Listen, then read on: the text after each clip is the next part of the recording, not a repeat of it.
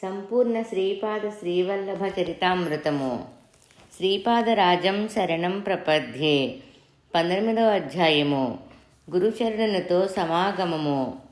వల్లభేశ్వర శర్మ దంపతులు నేను సుబ్బన్న శాస్త్రి శ్రీపాదులు వారి లీలలను స్మరించుకొనుచుంటిమి.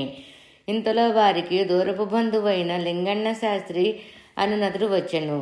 అతడు వేదాంగ పారంగతుడు. లింగన్న శాస్త్రి ఈ విధముగా చెప్పనారంభించెను. నేను పితృతర్పణము నిమిత్తము పాదగయాక్షేత్రమైన పీఠికాపురమునకు వచ్చి తిని మా తాతగారు కర్మిష్ఠుడైన బ్రాహ్మణుడైనను ధనవంతుడైనను మహాపిసినారి. శాస్త్రములలో చెప్పబడిన అపధర్మములను ధర్మసూక్ష్మములను వితండవాదముతో తనకు అనుకూలముగా అన్వయించుకొనువారు. పితృదేవతల తృప్తి కొరకు చేయబడు దశవిధ దానములను యథాశక్తి అను సూత్రముతో వక్రమముగా అన్వయించుకొని వారు అత్యంత స్వల్ప ద్రవ్యముతో ఆ తంతు అయినదని అనిపించుకొనడు వారు. శ్రాద్ధపూర్వకముగా చేయబడు శ్రాద్ధ కర్మములందు కూడా అనవసరముగా ద్రవ్యము ఖర్చు పెట్టబడుచున్నదనియు భోక్తులు ఇదే అదులని భావించి మిక్కడముగా భోజనము చేయుచున్నారనియు తన ఇల్లు గొల్ల అగుచున్నదనియు అంతర్మదనము చెందడివాడు. కాలము తీరుగా మా తాతగారు చనిపోయిరి. మా నాయన కూడా తండ్రి అడుగుజాడల్లోనే నడిచెను. జగద్రక్షకుడైన కాలము నా తండ్రిని కూడా కబళించెను. నేను మాత్రము శాస్త్రముల్లో చెప్పబడిన రీతిగా నా శక్తికి తక్కువ కానీ ఎక్కువ కానీ కాకుండా యథాశక్తిగా పితృదేవతలకు సంబంధించిన తర్పణాదులను గావించుచుంటిని. ఇంతలో మా ఇంటిలో అకారణ కలహములు చెలరేగి మనశ్శాంతి లేకుండెను. కారణములేమీయూ లేకుండగానే సద్యహ కలములు వచ్చుచుండెను. పరమశాంతులైన బంధుమిత్రులు మా ఇంట అడుగుపెట్టిన కొలదిసేపటికే రౌద్ర స్వభావము పొంది జగడములకు దిగగా అది కలహాల నిలయమాయెను. నా భార్య నాపై అలిగి పుట్టింటికి పోయినది. నేను పరుండున్నప్పుడు నా కుమారుడు నా ఛాతీపై కూర్చొని తన 2 చేతులతో నా పీక పిసికి వేయ తలంచెను. నా కోడలు నీ వయసువారు చాలామంది వల్లకాటికి చేరి ఉన్నారు. నీ వంతు ఎప్పుడుకు వచ్చునాదా అని తిట్టిపోసుడిది. నా కూతురు నీ వంటి దరిద్రునికి కూతురిగా జన్మించుటకు ఏ జన్మములో నేనెంత పాపము చేసుకుంటునో కదా అని పౌరుష వాక్యములాడెడిది. నా అల్లుడు మా ఇంటిలో సరి అయిన సేవకులు లేరేరి దుక్కిలాగను ఉన్నావు. మా ఇంటికి వచ్చి ఇల్లు వాకిలి ఊడ్చుట, గొడ్ల చావిడిలో గోసేవ చేయుట, అవసరమైనప్పుడు బ్రాహ్మణార్థమునకు పోయి తిలాదానము పట్టుట మొదలైన పనులు చేయవచ్చును కదా. మేము పస్తులుండేను నీకు బకాసుర భోజనము సిద్ధము చేయగలవారము. నీవే వంట వార్పు చేసి నువ్వు తినగా ఏమైనా మిగులునుచో మాకు కూడా ఒక కబడము పెట్టవచ్చును కదా అని వ్యంగ్యోక్తులతో హింసించుడువాడు. నాకు జీవితము కంటకప్రాయమైనది. ప్రతి జీవికి నీ జీవించుటయందు ఆసక్తి కలిగి జీవించుటలో మాధుర్యమున్నదని తోచును. అయితే నా విషయములో జీవించుటలో మాధుర్యము లేదని తేలిపోయినది. అయినచో బలవంతముగా ఆత్మహత్య చేసుకొని మరణించుదామన్న పిశాచ జన్మ లభించునేమో అని భయము. నా మరణానంతరము శాస్త్రోక్త పద్ధతిలో అంత్యక్రియలు జరగవని నాకు స్పష్టముగా తోచినది. ఒకనాడు నేను మా ఇంటిలోనున్న గొడ్ల చావిడిలో నాకు అప్పచెప్పబడిన పనులను అన్నింటినీ పూర్తి చేసుకొని భోజనము చేయుటకు ఉద్యుక్తునైతిని. అయితే నా కోడలు నాకు పాసిపోయిన అన్నమును పెట్టినది. అది దుర్వాసన కలిగి ఉన్నది. దానిలో నాకు కొన్ని పురుగులు కూడా కనిపించినవి. పనులను చేసి అలసియున్న నాకు మికుటముగానున్న క్షుద్బాధ మరింత హింస కలిగించినది. కన్నీళ్లు కార్చుదామన్నను ఓపిక లేని స్థితిలో నుంటిని. దుర్వాసనతో కూడి ఉన్న అన్నమును తినజాలను, ఆకలి బాధను తట్టుకొనజాలను. కడుంగుడు దైన్యస్థితిలో నాకు ఈ లోకము, ఈ జనులు, ఈ బాంధవ్యములన్నీను సత్యమేలేనా లేక ఇదంతయును ఒక ఇంద్రజాల మహేంద్రజాలమా అని మనసులో శంక కలిగినది. ఆలోచించే శక్తి కూడా లేక మనసు మొద్దుబారిపోయినది. శ్రీపాదరాజం శరణం ప్రపద్యే. 18వ అధ్యాయము 2వ పేజీ. ఇటువంటి విషమ పరిస్థితిలో ఒక అవధూత నేనున్న గొడ్ల చావిడిలో నాకు దర్శనమిచ్చెను. కరుణారసము మహాప్రవాహము వలె అతని కండ్ల నుండి ప్రవహించుచుండెను. ఆ దివ్య కరుణామూర్తిని గాంచిన తక్షణము పసిబాలుని వలె వెక్కి వెక్కి ఏడ్చితిని. ఆ వ్యక్తి నాకు కొన్ని లక్షల సంవత్సరముల నుండి తెలియనని జ్ఞానము కలిగినది. నేను ఆ అవధూత దివ్య స్త్రీచరణములపై పడి ఆ దివ్య చరణములను నా గుండెలకు హత్తుకొంటిని. ఆ అవధూత తన దివ్యహస్తములతో ఆ అన్నమును సృశించెను. కంచములోని ఆ అన్నము అదృశ్యమాయెను. ఆ కంచములో హల్వా అని పిలువబడు తీపి పదార్థము నుండెను. ఆ అవధూత హల్వాలో స్వల్ప భాగమును స్వీకరించి మిగిలినది నన్ను తినమని ఆజ్ఞాపించెను. నేను సంతుష్టిగా తింటిని. నాలో జవసత్వములు పుంజుకొనినవి. ఆ అవధూత నన్ను ఒక గుణపముతో ఈశాన్యము మూల త్రవమనెను. నిలువెత్తి గొయ్యి తీసిన తదుపరి దానిలో 2 కుక్కల అస్థిపంజరములు బయలుపడినవి. వాటిని నేను అవతల పారవేచితిని. అవధూత నా వద్దనున్న గంజిని దానిలో పొయ్యమనెను. నేను ఆ గోతులో గంజిని పోసి మట్టితో పూడ్చితిని. అంతటా ఆ అవధూత ఇట్లు సెలవిచ్చెను. నీకు పిశాచబాధ నివృత్తిని చేసి తిని. నీ గృహమునకు ఇప్పుడు స్థలశుద్ధి జరిగినది. క్రమశః పరిస్థితులు చెక్కబడును. పాదగయాక్షేత్రమైన పీఠికాపురము నుండి నీకు పిలుపు వచ్చినది. తక్షణమే నీవు పయనము కావలసినది. నీకు తగిన ఏర్పాట్లు చేయబడును. మనము తిరిగి పీఠికాపురములో కలుసుకుందుము. నేను కట్టుబట్టలతో పీఠికాపురమునకు పయనమైతిని. ఇంటిలోని వారికెవరికి నీ చెప్పకుండా తక్షణమే బయలుదేరితిని. నేను కొంత దూరము పోవుసరికి సాయం సంధ్య సమీపమించుచుండెను. ఒక మామిడి తోట గుండా ప్రయాణము చేయుచుంటెని. ఆ తోట యజమాని నరసింహప్ప అనునదుడు నన్ను మిగులు ఆదరించెను. భుజించుటకు మధురమైన ఫలములను సమర్పించెను. నా ఆకలి తీరినది. ఆ రాత్రికి తన ఇంట ఆతిథ్యమును తీసుకోవలసినదని బ్రతిమాలెను. నేను సరే అంటిని. ఉదయమున నేను స్నానం సంధ్యలు నెరవేర్చుకొనిన తదుపరి నాకు వస్త్రదానమనర్చి కొంత ద్రవ్యమును దక్షిణగా సమర్పించెను. అవధూత చెప్పినట్లు సక్రమముగా ఏర్పాట్లు జరుగుచుండుటను గమనించిన నాకు ఆశ్చర్యము కలిగెను. అంతటా ఆ రైతు, అయ్యా, నిన్న మధ్యాహ్న సమయమునందు ఒక అవధూత స్వప్న దర్శనమిచ్చి సాయం సంధ్యయందు సద్బ్రాహ్మణుడు ఒకడు పాదచారి అయ్యి తోట మార్గమున పోవుచున్నననియు అతనికి ఆతిథ్యమిచ్చి ఆ మరునాడు వస్త్రదానము చేసి దక్షిణ కూడా ఇవ్వవలసినదనియు అతనికి భుజించుటకు మామిడి పండ్లను ఇవ్వవలసినదనియు చెప్పెను. తమ దర్శన భాగ్యము కలిగినది.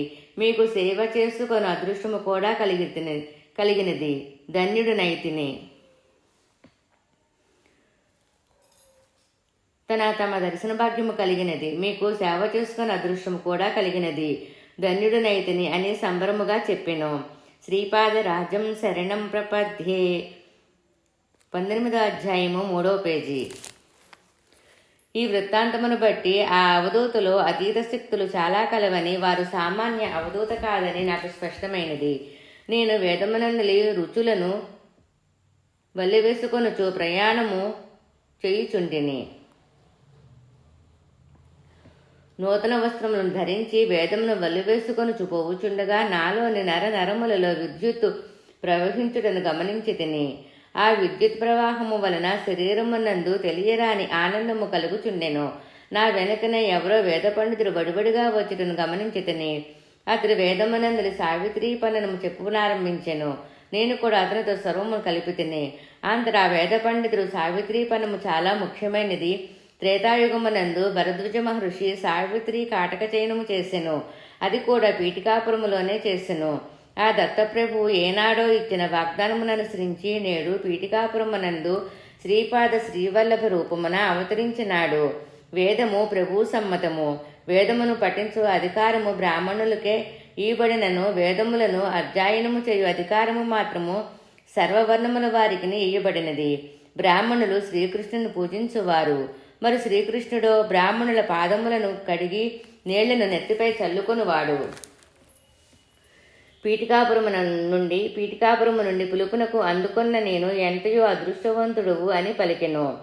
నేను వారిని, అయ్యా, శ్రీపాద శ్రీవల్లభులనెవరు, వారి మహిమను వివరించగోరుచున్నానని కోరగా ఆ వేద పండితుడు, నాయన, శ్రీపాద శ్రీవల్లభుల వారి దర్శనము సర్వపాపక్షేకరము. వారు సాక్షాత్తు దత్తాత్రేయుల వారు. వారి లీలా జన్మభూమి పీఠికాపురము. పూర్వయుగమునందలి మహాత్ములు అవసరము ఏర్పడినప్పుడు అవతార పురుషునితో కలిసి అవతరించుట కద్దు. పూర్వయుగమునందు సుశీల విష్ణుదత్తుడను పుణ్యదంపతులు ఉండేవారు. సుశీలయను ఆ మహాసాధ్వి తన సాధనా ప్రక్రియలో అనసూయామాతతో తదాత్మ్య స్థితి నందుండేది. ఈ సుశీలయ్యను ఆ మహాసాధ్వి తన సాధనా ప్రక్రియలో అనసూయామాతతో తదాత్మ్య స్థితి నందుండెడిది. దత్త జయంతి రోజున ఆమె ప్రసవ వేదనను అనుభవించెడిది. విష్ణుదత్తుడు తన సాధనా విశేషములతో అత్రి మహర్షుల వారితో తాదాత్మ్య స్థితి నొందిడివాడు. అత్రి మహర్షుల వారితో తాదాత్మ్య స్థితి నొందిడివారు. ఈ తాదాత్మ్య స్థితి అనునది అభౌతికము, అపృతికము, మనోబుద్ధులకు అగోచరము, దేవరహస్యము, వాక్కునకు అందనటువంటిది, వివరించి చెప్పుటకు సాధ్యము కానిది. వారే ప్రస్తుతము సుమతీ మహారాణి అప్పలరాజు శర్మగా జన్మించిరి. వారి తపఫలముగా శ్రీపాదులు వారికి సంతానముగా జన్మించిరి. వారు కృష్ణ యజుర్వేదులు, ఆపస్తంభ సూత్రులు, భారద్వాజ గోత్రికులు. పూర్వయుగమునందలి లాభద మహర్షియను వైశ్యముని వాసవి కన్యకా అవతారమునందు భాస్కరాచార్యునిగాను, శ్రీపాద శ్రీవల్లభ అవతారమున సుమతీ మహారాణికి తండ్రి అయిన బాపనారులుగాను జన్మించిరి. నీవు పీఠికాపురమున మహాపుణ్యవంతులను దర్శనము చేసుకోగలవు. నీకు ఆతిథ్యమిచ్చి వస్త్రదానమును దక్షిణను ఇచ్చిన రైతు పీఠికాపురమునందలి వెంకటప్పయ్య శ్రేష్ఠియను, వారి తండ్రి అయిన సుబ్బరామయ్య శ్రేష్ఠియను వారి వద్ద పూర్వజన్మమునందు పాలేరుగా ఉండేవాడు. పరమ పవిత్రులైన సుబ్బరామయ్య శ్రేష్ఠి వారింట భోజనము చేసిన మహాపుణ్యము వలన అతడు భూస్వామి అయ్యి సకల సుఖములను పొందుచున్నాడు. పీఠికాపురమునందలి వెంకటప్ప శ్రేష్ఠియను నరసింహవర్మయ్యను శ్రీపాదులు వారికి అత్యంత ప్రీతిపాత్రులు. వారికి శ్రీపాదులు వారి యందు వాత్సల్య భక్తి మెండు అని వివరించిరి.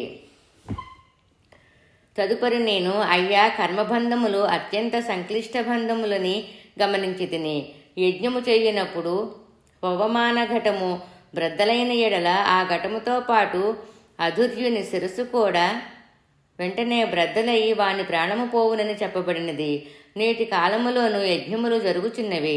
పొరపాటున పవమాన ఘటములని చెప్పబడు ఆ మూడింటిలోనూ ఏదైనా ప్రమాదవశాత్తు బ్రద్దలైనచో అధ్వర్యుని శిరస్సు బ్రద్దలగుట లేదు. దీనికి కారణమేమి? ఇట్లు వేదశాస్త్రములందు చెప్పబడిన విషయములు శుభములను కలిగించునని కానీ అశుభములను కలిగించునవి కానీ సంభవింపక పోగొట్ట చేతనే నాస్తికులు వేదశాస్త్రములను అవహేళనము చేయుచున్నారు అని వారిని అడిగితేనే దానికి ప్రతిగా ఆ మహామహులిట్లు వచించిరి. నాయన, ప్రస్తుత కాలంలో నిర్వహింపబడు యజ్ఞములలో పవమాన ఘట్టములలో విద్యుత్తు మొదలైన ప్రాణహారక పదార్థములు లేవు. యజ్ఞమును నిర్వహించు అధర్యుడు గొప్ప సాధకుడై ఉండవలెను. అతనిలో యోగాన్ని ప్రస్ఫుటముగా నుండవలెను. ఆ యోగాగ్నియే పవమాన ఘటములలో విద్యుత్తును కలిగించగలదు. మహాయోగి అయినవాడు అధ్వర్యుడయి యజ్ఞమును చేసిన ఎడల సద్య ఫలితము కలిగి లోకశ్రేయస్సు కలుగును. అట్లుగాక నామమాత్రముగా జరుగు ప్రక్రియల వలన వేదశాస్త్రోస్త్ర ఫలములను పొందజాలము. యజ్ఞాది కర్మలలో నిచ్చే దక్షిణలలో 16, 116, 1116 అనేది సంఖ్య భేదములకు కూడా ఎంతో రహస్యార్థమున్నది. గోత్రము మనునది పితృ సంబంధమైనది. ఈ ధర్మము సృష్టి ఉన్నంత వరకు మార్పు చెందినది. సాపిండ్యమనునది మాతృ సంబంధమైనది. ఈ ధర్మము దీనికి 7 పురుషులకు నివృత్తమగును. వివాహమునకు పుత్రుడు, ధనము అను 2 ఫలములు కలవు. ఈ రెండింటినీ పొందుటకు శ్రీ అనేది అగ్ని ముఖ్యముగా కావలెను. గుణభేదమే లేని శ్రీపాదులు వారికి కులభేదములెట్లుండును? వారు భావద్వైతమును బోధించుచున్నారు, కర్మద్వైతమును కాదు. ఆదిశంకరుల వారి వలె శ్రీపాదులు వారు పక్షపాతరహితులు. ఆదిశంకరులు హేమ విద్యను సత్వగుణ ప్రధానులైన బ్రాహ్మణులకు ఉపదేశింపక రజోగుణ ప్రధానులను పరోపకార పరాయణులనగు కళ్ళు గీసుకొని జీవించు గౌడ కులస్తులకు ఉపదేశించరి. అటులనే శ్రీపాదులు వారు కూడా జాతి, మత, వర్ణ, వయో వివక్షత లేకుండా వారి వారి యోగ్యతానుసారము తమ అనుగ్రహమును ప్రసరింపచేతురు. ఆదిశంకరుల వారు హేమ విద్యను బ్రహ్మణులకు ఉపదేశించిన వారు లోభులయ్యి ధన వ్యామోహములందు చిక్కి స్వధర్మానుష్ఠానమును మరిచిపోదురు. మనసు, బుద్ధి, అహంకారము, భూమ్యాది పంచతన్మాత్రులు అనేది ఈ 8 జడ ప్రకృతులందరూ చిత్ప్రకృతిలో కలిపిన ఎడల ఇవి 9 1 అనునది చిత్ర ప్రకృతికి ప్రతీకము. 2 నుండి 9 వరకు ఉన్న ఈ 8 అంకెలు 8 జడ ప్రకృతులకు ప్రతీకలు. శూన్యమనునది బ్రహ్మతత్వమునకు ప్రతీకము. పూర్ణముతో కూడిన 9 అంకెల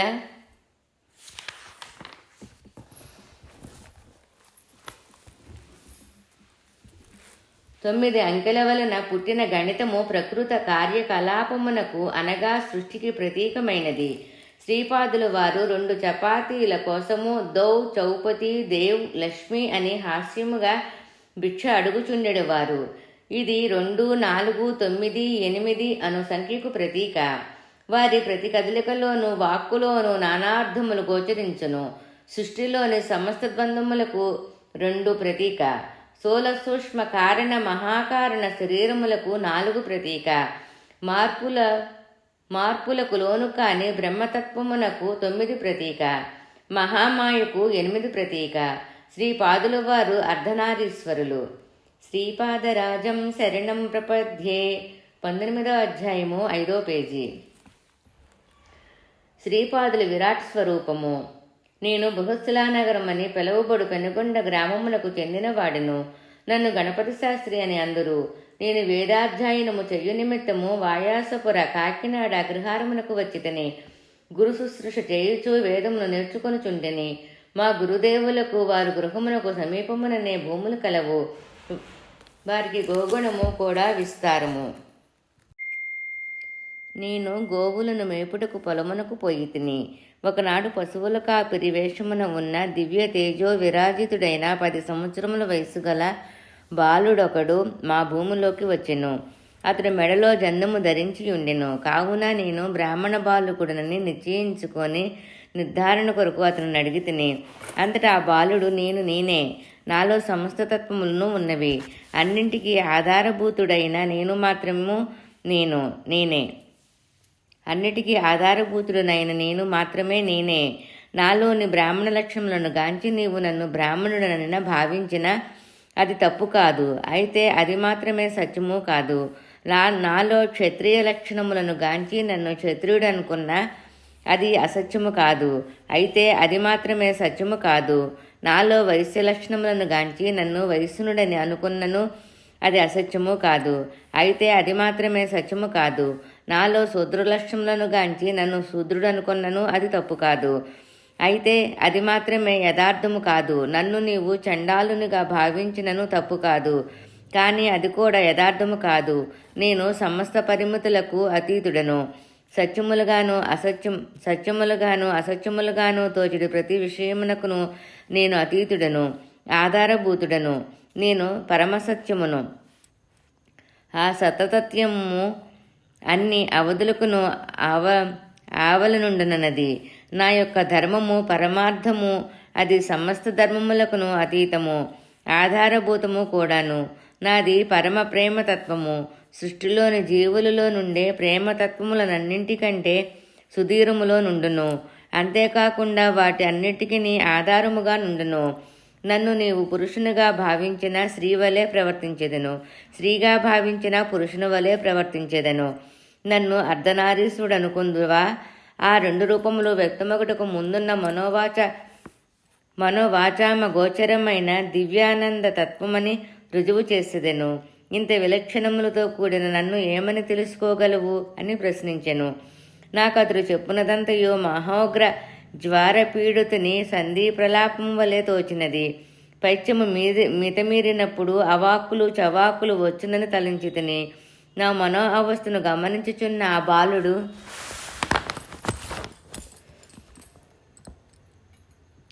నేను ఇప్పుడు శనిశ్చరునితో మాట్లాడుచుంటిని. ఆ శనిశ్చరుడు నేను ఈ గణపతి శాస్త్రిని ఎంత చమత్కారముగా చిత్ర విచిత్రములైన బంధనములో పడవేసి హింసించుదనో ఆ వేడుకను తమరు వీక్షించుడు ప్రభు అని నాతో అనుచున్నాడు. కానీ నేను గణపతి శాస్త్రి కర్మఫలమును గోచర రూపములో గ్రహింపబోచున్నాను. ఇతనిని నీవు బంధనములతో పడివేయజాలవని శనిశ్చరునితో అంటిని అని గణపతి శాస్త్రికి తెలిపెను. శ్రీపాదరాజం శరణం ప్రపద్యే. 19వ అధ్యాయము 6వ పేజీ. ఆ మాటలు విన్న వెంటనే నాలో కంపరము బయలుదేరినది. వాస్తవమునకు ఆ సమయములో నా జాతకములో చాలా చెడుదశ జరుగుచుండెను. నేను ఏమీ మాట్లాడలేని స్థితిలో ఉండగానే ఆ పశువుల కాపరి ఒక ఆవు వద్దకు పోయి, గాయత్రి, నాకు ఆకలిగా ఉన్నది, పాలివ్వగలవా అని ప్రశ్నించెను.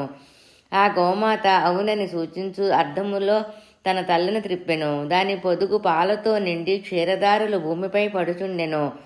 ఆ పశువుల కాపరి తృప్తిగా ఆ పాలను త్రాగెను. వాస్తవమునకు అది గొడ్డు ఆవు అయినను ఆ పశువుల కాపరికి పాలిచ్చెను. ఇది అంతయును నాకు అయోమయముగా నుండెను. ఆ పశువుల కాపరి తృప్తిగా అతడునున్న ఒక మామిడి చెట్టు క్రింద కూర్చుండెను. నేను తిరిగి అతని వైపు యాదృచ్ఛికముగా చూడగా ఆ పశువుల కాపరితో పాటు ఎవరో 10 ఏండ్ల రైతు బాలిక వేషములోనున్న కన్య కూడా ఉండెను.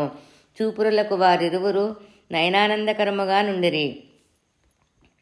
వారి సరసల్లాపములు వినోదభరితములైన సరస సంభాషణలు చూడచక్కని జంటగా కనిపించెను. ఇంతలో వెంకటప్పయ్య శ్రేష్ఠి గారు తమ గుర్రపు బండి నుండి దిగిరి. వారితో పాటు 10 సంవత్సరముల వయసు కలిగిన తేజో విరాజితుడైన బాలకుడొకడుండెను. ఇతడే శ్రీపాద శ్రీవల్లభ స్వామి అని ఆ తర్వాత తెలుసుకుంటుని. మా గురుదేవులకు ఈ భూమిని వెంకటప్పయ్య శ్రేష్ఠి గారు తమ తండ్రి గారి స్మృత్యర్థము భూదానముగా ఇచ్చియుండరి. ఈ భూమికి ఆనుకొని శ్రేష్ఠివారికి విస్తారమైన భూములు కలవు. తమ భూములను పర్యవేక్షించుకొను నిమిత్తము శ్రీ శ్రేష్ఠి గారు ఎప్పుడైనా పీఠికాపురము నుండి వాయాసుపర అగ్రహారమునకు వచ్చుచుందురు. శ్రేష్ఠి గారు పశువుల కాపురిని అతనితో నన్ను రైతు బాలకును చూచి ఆశ్చర్యచకితులైరి. ఏలనన వారు మహా తేజోవంతులగుటయే కాక కొంచెము మార్పులు చేర్పులతో శ్రీపాదులు వారిని పోలియుండెరి. అంతర శ్రీపాదులు వారు, తాత, ఎందులకు అంత సంభ్రమాచర్య చకితురువైనావు అని అడిగిరి. దానికి వారు, నాయనా, వారిరువురిని చూడుము, నయనానందకర దృశ్యము అనిరి. అంతర శ్రీపాదులు వారు, చూచెడువాడు చూడబడే దృశ్యము ఒకటేనా అని అడిగిరి. దానికి శ్రేష్ఠి గారి, అంతటి వేదాంత విషయములు నాకు తెలియవు, బంగారు తండ్రి అని గోముగా పలికిరి. శ్రీపాదులు వారు, తాత, ఇందులో వేదాంతమేమున్నది? శ్రీవారి కూడా తాత ఇందులో వేదాంతమేమున్నది? శ్రీహరి కూడా పరిమితులు లేని తమ మాయాగతిని చూసి ఆశ్చర్యచకుడైనాడట. ఈ సృష్టి నవరసభరితము. ఆశ్చర్యకరమైన దృశ్యములు కల్పింపబడుట కూడా సృష్టిలోని ఒక నియమము. అచ్చట 2గా ఉన్నది, ఇచ్చట 1గా ఉన్నది. దైత్వము యథార్థమా, అద్వైతము యథార్థమా? నేను 1, 2 లేక అనేకమా? ఆలోచించి చెప్పు.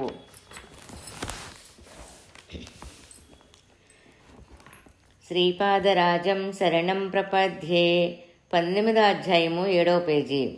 శ్రేష్ఠి గారికి శ్రీపాదుల ఈ మాటలతో పశువుల కాపురియు ఆ రైతు బాలికయు కూడా శ్రీపాదులు వారి కాయ సృష్టి కాదు కదా అని సందేహము కలిగినది.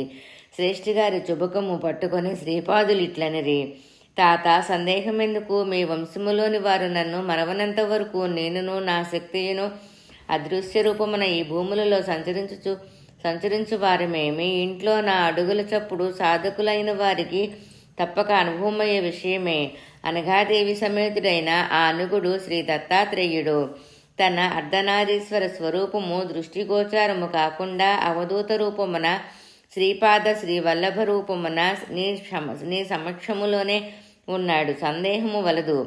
నేను సుమతీమాయకు ప్రప్రథమమున దర్శనమిచ్చినప్పుడు, నేను పుత్రుడినై జన్మించినప్పుడు వివాహ ప్రయత్నము చేయవద్దనియు, ఆ రకముగా ప్రయత్నము చేసినచో ఇల్లు వదిలి పోవుట ఖాయమనియు నిశ్చయముగా చెప్పితిని. నీవు రాజఋషివి కనుక నిష్కల్మష్క భక్తిపాసముతో నన్ను బందీగా చేసితివి కనుక అనగా సమేతుడైన అనగా స్వరూపమును నీకు దృష్టగోచారము గావించితిని. శ్రీపాదులు వారు సన్నిధిలో కారణము లేని కార్యము జరగజాలదు. సృష్టి విధానము విచిత్రమైనది. కర్మములు, వాటి ఫలితములు, అవి అనుభవించు దేశకాలములు నాచే నిర్ణయించబడినవి. మూఢులైన జనులకు నా చర్యల ద్వారా, లీలల ద్వారా, మహిమల ద్వారా జ్ఞానబోధ చెయ్యుట నా అవతార కార్యక్రమములో ఒక భాగము. శ్రీపాదులు వారి ప్రకారముగా పలికి మేము చూచుచుండగానే కాంతి స్వరూపమును పొంది మామిడి చెట్టు వైపునకు వెడిలిరి. చూచుచుండగానే రైతు బాలికయు పశువుల కాపరియు కాంతి స్వరూపమును పొంది శ్రీపాదులు వారిలో లీనమైరి. కాలము కాని కాలములో మామిడి చెట్టునకు కాయలు కాయట అసంభవమైన విషయము. కానీ ఆ మామిడి చెట్టునకు ఒకే ఒక కాయ కాసెను. దానిని శ్రీపాదులు వారు కోసిరి. వారి హస్తస్పర్శ ఎట్టుదో కాని అది చూచుచుండగానే పండుగ మారినది. పసిపిల్లవానికి తల్లి భోజనము కాని మధుర పదార్థములు కాని తినిపించు రీతిన శ్రీపాదులు వారు శ్రేష్ఠగారిచే ఆ మామిడి పండును తినిపించిరి. ఆ మామిడి పండును తినునంత వరకు శ్రేష్ఠగారు పశుబాలుని వల్ల ఏడ్చుచుండరి. శ్రీపాదులు వారి మాతృప్రేమ 1000 తల్లుల ప్రేమ కంటే గొప్పది. వారి దివ్య నేత్రముల నుండి కారుణ్యము ప్రేమ వర్షించినప్పుడు వారు సాక్షాత్తు త్రిశక్తి స్వరూపిణి అయిన అనఘామాతి అనిపించెదరు. ఆ మామిడి పండు యొక్క టెంక శ్రీపాదుల వారి సుముఖములో నిట్ట నిలువుగా నిలబడి ప్రభువు యొక్క ఆజ్ఞ కోసము వేచియుండు సేవకుని వలెనున్నది. శ్రీపాదులు వారి హస్తసైజ్ఞతో అది పైకి ఎగిరినది. అది మామిడి టెంక రూపమున ఉన్నను కేవలము కాంతి స్వరూపముగా మారిపోయినది. శ్రీపాదులు ఇట్లనిరి, విత్తు ముందా చెట్టు ముందా అని కొంతమంది వితండవాదము చేయుదురు. ఈ రెండింటికంటేనూ ముందున్నవాడు ఒకడున్నాడు, అతడే దైవము. తన సంకల్పమును బట్టి విత్తనము నుండి చెట్టును కానీ చెట్టు నుండి విత్తనమును కానీ ఆవిర్భింప చేయగలడు. అమోఘమైన అతని సంకల్పము సప్త మహర్షులకు సైతము ఊహింపనలవి కానిది. మాలిన్యముతో కూడిన పరమాత్మ జీవుడని పిలువబడుచున్నాడు. మాలిన్యరహితుడైన జీవుడు ఆ పరమాత్మ అగుచున్నాడు. జీవాత్మ పరమాత్మలో లీనమైనప్పుడు అతని సంస్కారములన్నీ వేయించబడిన విత్తనముల వలె నుండును. అయితే పరమాత్మకు సంకల్పము కలిగి తనలో విలీనమైన జీవాత్మకును తిరిగి సృష్టి చక్రములోనికి తీసుకురాదల్చిన అతనిని అడ్డుకొనగలుగు శక్తి లేదు. అయితే తనలో లీనమైన జీవులను సృష్టిలోనికి తీసుకువచ్చునప్పుడు వారు కారణజన్ములయ్యి దైవకార్యమును నిర్వహింతురు. శ్రీపాదరాజం శరణం ప్రపద్యే. 19వ అధ్యాయము 8వ పేజీ. జన్మాంతరమున వారు తిరిగి పరమాత్మ యందు లీనమగుదురు. పరమాత్మ యందు లీనము కాక అత్యంత సామీప్యమున ఉండదలిచిన జీవులు ఆ ఆనందమయ స్థితిలోనే ఉండదలిచెదరు. అట్టి వారిని కూడా పరమాత్మ దైవకార్య నిర్వహణార్థము కారణజన్ములుగా జన్మింపచేయును. జన్మాంతరమున వారు పరమాత్మ యందు లీనము కాక అత్యంత సామీప్య స్థితి యందు ఉండి దివ్యానందమును అనుభవించెదరు. జీవాత్మ వేరు పరమాత్మ వేరు అను స్థితిలో ఉండగోరు జీవులు కారణజన్ములయ్యి దైవకార్యమును నిర్వహించిన తదుపరి తిరిగి పూర్వస్థితిలోనే జన్మాంతమును ఉండెదరు. ద్వైత స్థితి కానీ విశిష్టాద్వైత స్థితి కానీ అద్వైత స్థితి కానీ జీవుల యొక్క కోరిక మేరకు ప్రసాదింపబడును. అందువలన జనులు అద్వైతము గొప్పదా విశిష్టాద్వైతము గొప్పదా దైవత్వము గొప్పదా అని వాదులాడుట తగదు. సృష్టి స్థితి లయములు అనుక్షణము జరుగుతూనే ఉండును. బ్రహ్మ విష్ణు రుద్రులు తమ తమ కల్పాంతములలో పరమాత్మ యొక్క అవ్యక్తానందమయ స్థితి యందు ఉండెదరు. వారు తిరిగి మహాసంకల్పమును అనుసరించి వ్యక్తస్థితికి వచ్చి వారి కోసమే నూతనముగా సృష్టింపబడిన బ్రహ్మాండముల యందు సృష్టి స్థితి లయములను గావించెదరు. నవవ్యాకరణ పండితుడైన హనుమంతుడు రాబోవు సంకల్పములో బ్రహ్మగా నుండును. జీవులకు వారి వారి సంస్కారములను బట్టి యోగ్యతా విశేషములను బట్టి విశ్వ పరిపాలన కార్యక్రమములలో బాధ్యతలు ప్రసాదింపబడును. అందువలన సృష్టి యందలి బ్రహ్మాండములు అనేక కోట్లు. వాటి పరిపాలనా నిర్వహణమునకు వినియోగింపబడు దేవతాశక్తులు కూడా అనంతముగా నుండును.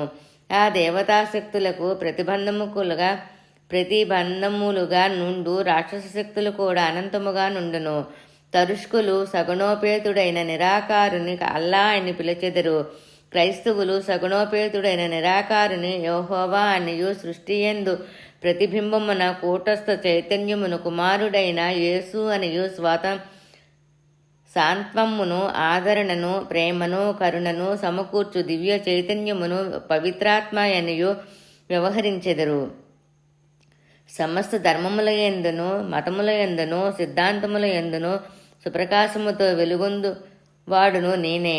ఆయా జీవుల అభిష్టములను బట్టి అభిరుచులను బట్టి వారు అనుసరించు మార్గములను బట్టి ఆయా స్థితులను బట్టి భిన్న భిన్న తత్వములతో తోచువాడును నేనే.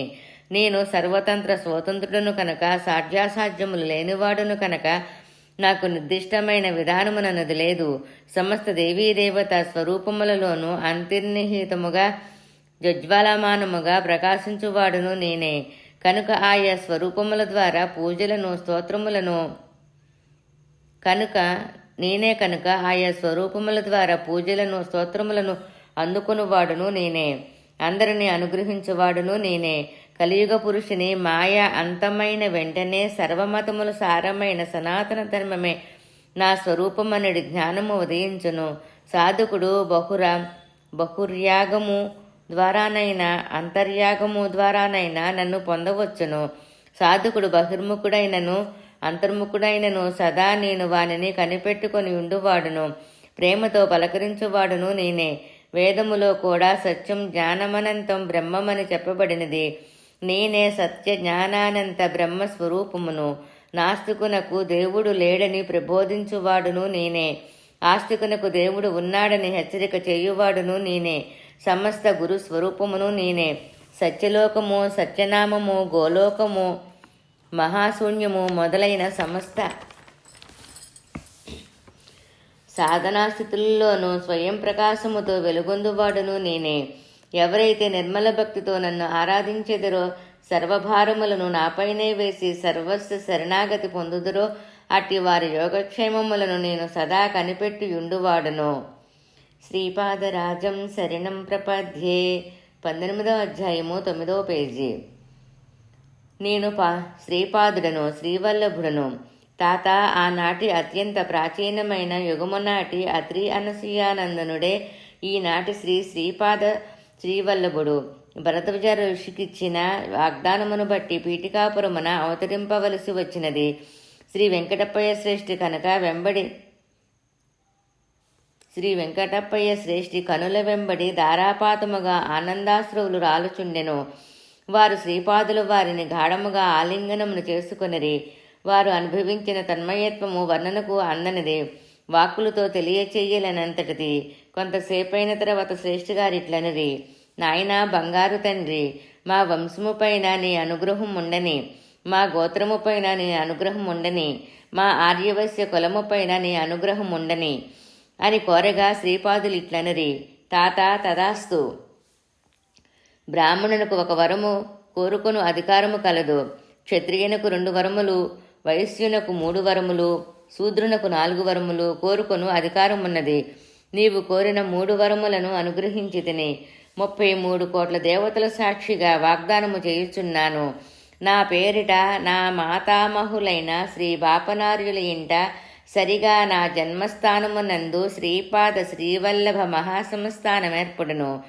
నీ నుండి 33వ తరము నడుచుచుండగా, శ్రీ బాపనార్యుల నుండి 33వ తరము నడుచుచుండగా, శ్రీ నరసింహవర్మ నుండి 33వ తరము నడుచుచుండగా, మీ వంశములోని 33వ తరము వ్యక్తిని నిమిత్తమాత్రునుగా చేసి నా సంస్థానమును నేనే ఏర్పాటు చేసుకొందును.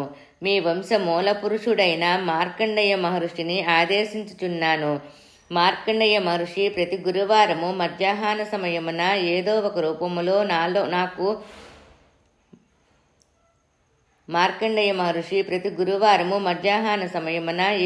రూపములో నాకు నైవేద్యం ఇవ్వబడిన పదార్థములో ఎంతో కొంత భాగమును స్వీకరించుగాక. దాని వలన మార్కండేయ గోత్రమునందు జనించిన వారులకు మేలు కలుగుగాక. నీవు కోరినట్లు ఆర్యవైశ్యులపై నా అనుగ్రహమున్నది.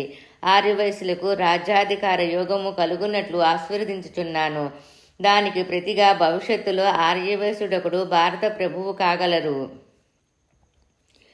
విచిత్రమైన నాడే జ్యోతిషమునందలి సూచనను బట్టి పీఠికాపురము రాగలదు.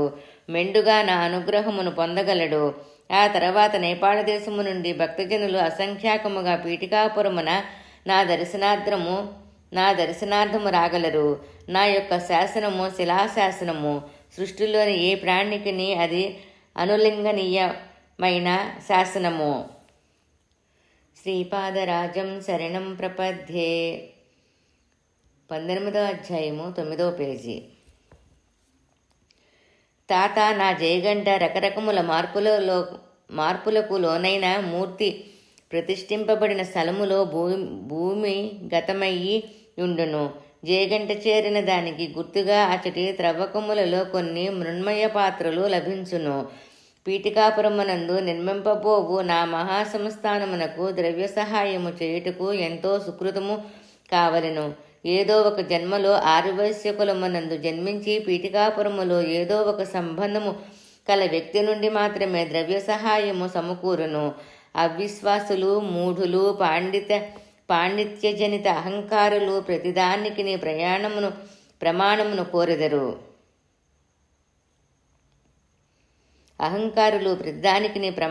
కోరెదరు. నా చరిత్ర పారాయణము చేసిన అభిష్టసిద్ధి కలుగును. పీఠికాపురములోని నా సంస్థానమునకు సంబంధించిన ఏ సత్కారములో పాల్గొనినను ప్రతిబంధకములు తొలుగును. పీఠికాపురములో నా జన్మ నక్షత్రమైన చిత్తా నక్షత్రము నాడు నన్ను శ్రద్ధతో అర్చించిన రుణబాధలు తీరును.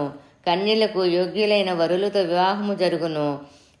భూత ప్రేత పిశాచాది అదృశ్య శక్తులు బాధ తొలుగును. శ్రావణ శుద్ధ పౌర్ణమి నాడు శ్రీ వాసవి కన్యక నాకు రక్షాబంధనము కట్టు పుణ్యదినము. ఆనాడు పీఠికాపురములో నా సన్నిధిలో నుండి వారులకు చిత్రగుప్తుడు మహాపుణ్యమును లిఖించును. నేను స్వతహా ప్రమాణము, నా లీల స్వతహా ప్రమాణము. సూర్యుడని తెలుపుటకు వేరే ప్రమాణమేలా. శ్రీపాదులు వారి లీలలు అనితర సాధ్యములు. ఆ మరునాడు నేను వల్లభేశ్వర శర్మ దంపతులు, సుబ్బన్న శాస్త్రి, లింగన్న శాస్త్రి శ్రీపాదులు వారి దర్శనార్థము కురంగడ్డకు వెడితిమి.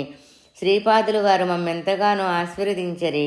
చిరునవ్వుతో ఇట్లనిది, ఆహా ఏమి చర్చలు! శ్రీపాద శ్రీవల్లభ మహాసంస్థాన మేర్పడుటకు చాలా కాలము గడవవలను కదా.